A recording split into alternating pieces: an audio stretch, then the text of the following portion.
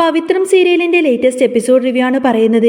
വിക്രമിനെയും വേദയെയും ഒന്നിപ്പിക്കാൻ വേണ്ടി സുധാകരൻ മാഷ് ശ്രമിക്കുമ്പോൾ വേദ പണ്ട് പറഞ്ഞ കാര്യങ്ങളെ പറ്റിയിട്ടൊക്കെ മാഷ് ചിന്തിക്കുന്നുണ്ട്. എല്ലാവരുടെയും നല്ലതിന് വേണ്ടിയിട്ടാണ് താൻ ഇതൊക്കെ ചെയ്യുന്നത് എന്ന് കരഞ്ഞുകൊണ്ട് വേദ പറഞ്ഞത് മാഷിന്റെ മനസ്സിൽ വലിയൊരു സംശയത്തിന് തിരികൊളുത്തി. തന്നെ തട്ടിക്കൊണ്ടുപോയതിനും വേദ പടിയിറങ്ങിയതിനും പിന്നിൽ എന്തോ വലിയൊരു ബന്ധമുണ്ട് എന്ന് മാഷ് മനസ്സിലാക്കി തുടങ്ങി. വിക്രമാണെങ്കിൽ വേദ ഇനി ഒരിക്കലും തൻ്റെ അടുത്തേക്ക് വരില്ല എന്ന് കരുതി ഹൃദയം പൊട്ടി നീറുകയാണ്. വേദയുടെ ഓരോ വാക്കും അയാളുടെ ഉള്ളിൽ വലിയ മുറിവുകളാണ് ഉണ്ടാക്കിയിരിക്കുന്നത്. കരഞ്ഞുകൊണ്ട് തന്നെ വിക്രം ഇങ്ങനെ ഓരോന്ന് ആലോചിച്ചിരിക്കുമ്പോൾ അപ്പുറത്ത് വേദയും വിക്രമിനോട് പറഞ്ഞ കടുത്ത വാക്കുകളെ പറ്റിയിട്ട് ഓർത്തുകൊണ്ട് തന്നെ സങ്കടപ്പെട്ടിങ്ങനെ പൊട്ടിക്കരയാണ്. ആ സമയത്താണ് ദീപ്തി അങ്ങോട്ടേക്ക് വരുന്നത്. എന്തിനാ ചേച്ചി ഇങ്ങനെ കരയുന്നത്? വിക്രം ചേട്ടനെയും അച്ഛനെയും ഒക്കെ ഇവിടെ നിന്നും ഇറക്കി വിട്ടിട്ട് ഇപ്പോൾ ചേച്ചി എന്തിനായി അഭിനയമൊക്കെ എന്നൊക്കെ ചോദിച്ച് ദീപ്തി വേദയെ ചോദ്യം ചെയ്യും. ദർശൻ ചേട്ടനെ കെട്ടാനാണോ ചേച്ചിയുടെ പ്ലാൻ എന്നും കൂടി കേട്ടതോടുകൂടി തന്നെ വേദയ്ക്ക് ശരിക്കും അങ്ങ് ദേഷ്യം വന്നു. ദീപ്തി, നീ സൂക്ഷിച്ച് സംസാരിക്കണമെന്ന് പറഞ്ഞ് അവൾ ദീപ്തിക്കൊരു താക്കീത് നൽകുന്നുണ്ട്. എങ്കിലും വിക്രം ചേട്ടൻ അത്രയും കാല് പിടിച്ച് പറഞ്ഞിട്ടും കൂടെ പോകാത്ത നീ എന്ത് മനുഷ്യ സ്ത്രീയാണ് എന്നൊക്കെ ചോദിച്ച് ദീപ്തി വേദയോട് ദേഷ്യപ്പെടും. അന്നേരം വേദ പറയുന്നത് എനിക്ക് എൻ്റേതായിട്ടുള്ള കാരണങ്ങളുണ്ടെന്നും അതൊന്നും നിന്നെ ബോധ്യപ്പെടുത്തേണ്ട കാര്യമൊന്നും എനിക്കില്ല എന്നും പറഞ്ഞ് വേദ അവളെ റൂമിൽ നിന്നും ഇറക്കി വിടും. വാതിലടച്ച് അവൾ വീണ്ടും ആകെ തകർന്നുപോയി. പിറ്റേന്ന് രാവിലെ സുധാകരൻ മാഷ് വിനായകനെ കാണാൻ വേണ്ടിയിട്ട് മുകളിലേക്ക് ചെല്ലാണ്. അച്ഛൻ എന്തിനാ ഇങ്ങോട്ടേക്ക് വന്നത് എന്ന് വിനായകൻ അമ്പരപ്പോടെ ചോദിക്കുമ്പോൾ തനിക്ക് ചില കാര്യങ്ങൾ അറിയണമെന്നും റൂമിലെ വാതിൽ അടക്കാനും മാഷ ആവശ്യപ്പെട്ടു. പേടിയോടുകൂടി തന്നെ വിനായകൻ വാതിലടച്ചു. പഴയ കാര്യങ്ങളൊക്കെ പറഞ്ഞ് വിനായകൻ മാപ്പ് ചോദിക്കാൻ തുടങ്ങുമ്പോൾ മാഷ് പറയുന്നുണ്ട്, എനിക്കതൊന്നുമല്ല അറിയേണ്ടത്, നീ സത്യം പറയണം. അന്ന് എന്നെ തട്ടിക്കൊണ്ടുപോയതിൻ്റെ പിന്നിൽ നിനക്ക് വല്ല പങ്കുമുണ്ടോ? നിന്റെ അറിവോടുകൂടിയാണോ അത് നടന്നത്? അത് കേട്ടപ്പോൾ വിനായകൻ ആകെ വിറച്ചുപോയി. അച്ഛൻ എന്തൊക്കെയായി പറയുന്നത്? എനിക്കതിൽ യാതൊരുവിധ പങ്കുമില്ല എന്ന് അവൻ ആണയിട്ട് പറഞ്ഞുവെങ്കിലും സ്വന്തം കൂടപ്പിറപ്പിനെ ചതിച്ച നിനക്ക് കാശിന് വേണ്ടി നീ അച്ഛനെയും അങ്ങനെ ചെയ്യും. അച്ഛനെയും ഒറ്റിക്കൊടുക്കാൻ നിനക്ക് മടിയുണ്ടാവില്ല എന്ന് സുധാകരൻ മാഷ് ഉറപ്പിച്ചു പറഞ്ഞു. ഇനി എങ്ങാനും നിനക്കതിൽ പങ്കുണ്ട് എന്ന് ഞാൻ അറിഞ്ഞു കഴിഞ്ഞാൽ പിന്നെ നിന്നെ ഈ വീട്ടിൽ നിന്നും ഇറക്കി വിടുമെന്ന് മാത്രമല്ല എൻ്റെ സ്വത്തുക്കളൊന്നും തന്നെ നിനക്ക് തരില്ല. അതെല്ലാം ഞാൻ അനാഥാലയത്തിലേക്ക് എഴുതി വെക്കുമെന്ന് സുധാകരൻ മാഷ് പറഞ്ഞ് ഭീഷണിപ്പെടുത്തുകയാണ്.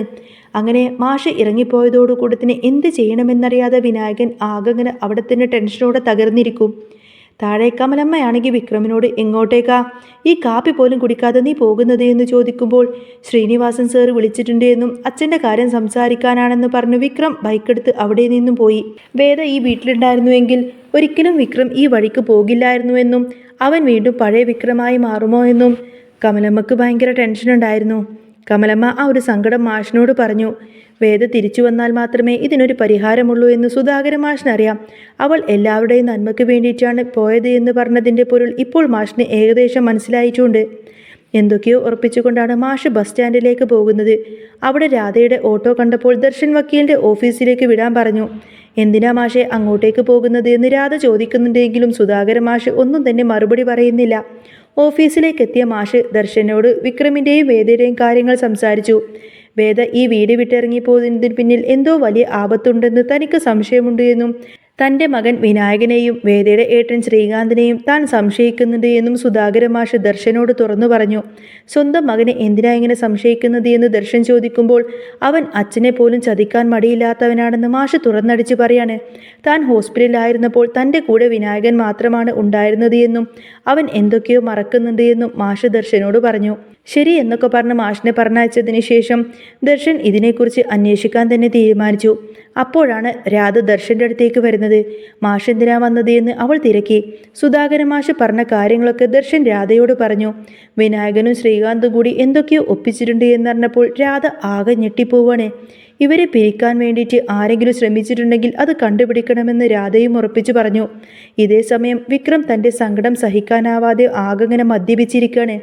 ഫ്രണ്ട്സ് എല്ലാവരും ചേർന്ന് അവനെ ആശ്വസിപ്പിക്കാൻ നോക്കുന്നുണ്ട്. എങ്കിലും എല്ലാവരും എന്നെ ചതിച്ചെന്നും വേദയില്ലാതെ ഒരിക്കലും എനിക്ക് ജീവിക്കാൻ പറ്റില്ല എന്നൊക്കെ പറഞ്ഞുകൊണ്ട് തന്നെ സ്വയം നിന്നിങ്ങനെ കരയാണ് വിക്രം. അപ്പോഴാണ് ശ്രീനിവാസൻ വിക്രമിനെ വിളിക്കുന്നത്.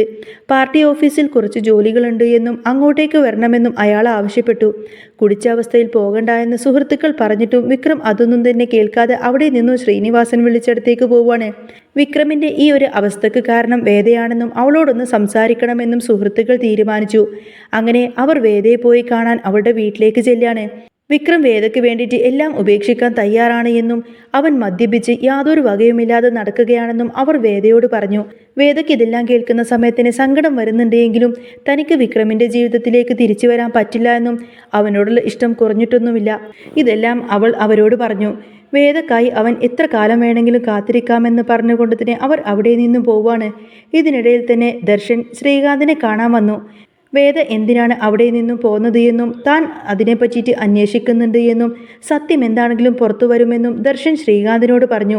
ശ്രീകാന്താണെങ്കിൽ ഇതൊക്കെ കേട്ട് ആകെ ടെൻഷനോടുകൂടി നിൽക്കുകയാണ്. ദർശൻ വേദയുടെ മുറിയിലേക്ക് ചെന്ന് സംസാരിക്കുമ്പോൾ വിക്രം തൻ്റെ കഴുത്തിൽ കെട്ടിയ ഈ ഒരു താലി ഈ നിമിഷം മുതൽ താൻ അവൻ്റെ ഭാര്യയാണെന്നും അവിടെ നിന്ന് പോകുന്നത് വേറെ നിവൃത്തിയില്ലാത്തത് കൊണ്ടാണെന്നും വേദ ആകെ സങ്കടത്തോടുകൂടെ പറയാണ്. വിക്രത്തെ വഴിയിൽ കണ്ട ദർശൻ വേദയെ ആരോ പേടിപ്പിച്ചിട്ടുണ്ട് എന്നും അതുകൊണ്ടാണ് അവൾ അകന്നു നിൽക്കുന്നതെന്നും വിക്രമിനോട് സൂചിപ്പിച്ചു. ശ്രീകാന്ത് ആകെ പരിഭ്രാന്തിയിലാണ്. വിനായകൻ എല്ലാം തുറന്നു പറയുമോ എന്ന് അയാൾ ഭയന്നു. വിനായകനെ ഫോണിൽ വിളിച്ച് ഭീഷണിപ്പെടുത്തുന്ന ശ്രീകാന്ത് സത്യം പുറത്തു പറഞ്ഞാൽ അവനെ കൊന്നുകളയുമെന്ന് താക്കീത് നൽകി. പേടിച്ചു വിറച്ചു നിൽക്കുന്ന വിനായകനെ കൊല്ലാൻ ശ്രീകാന്ത് ഗുണ്ടകളെ വിട്ടു. ഗുണ്ടകൾ വിനായകനെ തല്ലിച്ചതുക്കുമ്പോൾ വിക്രം അങ്ങോട്ടേക്ക് ഓടിയെത്തി അവരെല്ലാവരെയും തന്നെ അടിച്ചോടിക്കുന്നു. ഗുണ്ടകൾ വിനായകനെ തല്ലിച്ചതുക്കുമ്പോൾ ആ കാഴ്ച കണ്ടുകൊണ്ട് തന്നെ വിക്രം അങ്ങോട്ടേക്ക് ഓടിയെത്തി അവരെല്ലാവരെയും അടിച്ചോടിക്കുന്നു. ശ്രീകാന്താണ് തങ്ങളെ അയച്ചത് എന്ന് ഗുണ്ടകൾ പറയുന്നതോടുകൂടി തന്നെ വിക്രം ആകെ ഞെട്ടിപ്പോയി. വിനായകനെ വീട്ടിലെത്തിച്ചപ്പോൾ നന്ദിനി പരിഭ്രമിച്ച് ചോദിക്കുന്നുണ്ടെങ്കിലും റിയൽ എസ്റ്റേറ്റ് ശത്രുക്കളാണെന്ന് പറഞ്ഞ് വിനായകൻ അങ്ങ് ഒഴിഞ്ഞു മാറി. പക്ഷേ വിനായകൻ ആകെ കുറ്റബോധത്തിൽ നന്ദിനിയോട് പിന്നീട് എല്ലാ സത്യങ്ങളും തുറന്നു പറഞ്ഞു. താനും ശ്രീകാന്തും കൂടി ചെയ്ത ചതികൾ കേട്ട് നന്ദിനി ആകെ തരിച്ചു പോവാണ്. വിക്രമിനോട് ഇത് പറയണമെന്ന് തന്നെ വിനായകൻ തീരുമാനിച്ചു. അപ്പോഴാണ് വിക്രം ശ്രീകാന്തിൻ്റെ വീട്ടിലേക്ക് ചെല്ലുന്നത്. എൻ്റെ കുടുംബത്തിലുള്ളവരെ തൊട്ടുകഴിഞ്ഞാൽ നിന്നെ ഞാൻ പച്ചക്ക് കത്തിക്കുമെന്ന് വിക്രം ശ്രീകാന്തിനെ ഭീഷണിപ്പെടുത്തി വെല്ലുവിളിക്കാണ്. ശ്രീകാന്ത് ആകെ പേടിച്ചു പോയി. ശങ്കരനാരായണനും ഇതെല്ലാം കേട്ടു നിൽക്കുന്നുണ്ടായിരുന്നു. അവസാനം ദർശൻ്റെ നിർദ്ദേശപ്രകാരം വിനായകനെ ഒരു സ്ഥലത്തേക്ക് വിളിച്ചു വരുത്തി. അവിടെ വെച്ച് വിനായകൻ എല്ലാ സത്യങ്ങളും വിക്രമിനോട് പറഞ്ഞു. അച്ഛനെ തട്ടിക്കൊണ്ടുപോയതും വേദയെ ഭീഷണിപ്പെടുത്തിയതും ശ്രീകാന്താണെന്നും താൻ ഇതിന് കൂട്ടുനിന്നുവെന്നും അവൻ കുറ്റസമ്മതം നടത്തി.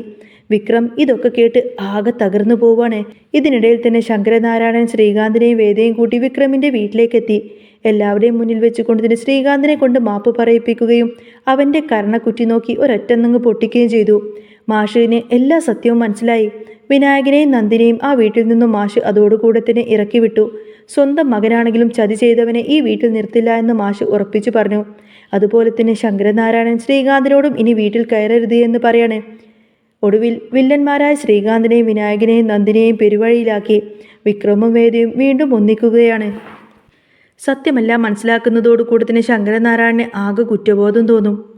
വിക്രമും വേദയും തിരികെ വീട്ടിലേക്ക് എത്തുന്നതോടുകൂടി തന്നെ സുധാകര മാഷും കമലയമ്മയും ഭയങ്കര സന്തോഷത്തിൽ ഇങ്ങനെ നിൽക്കുന്നതും കാണിച്ചുകൊണ്ടാണ് കേട്ടോ എപ്പിസോഡ് പൂർണ്ണമാവുന്നത്. അപ്പോൾ നിങ്ങൾക്ക് ഈ ഒരു ചാനൽ ഇഷ്ടമാവുകയാണെങ്കിൽ സബ്സ്ക്രൈബ് ചെയ്യാനും സപ്പോർട്ട് ചെയ്യാനും മറക്കല്ലേ. നെക്സ്റ്റ് വീഡിയോ ഉടനെ വരാം. ബൈ.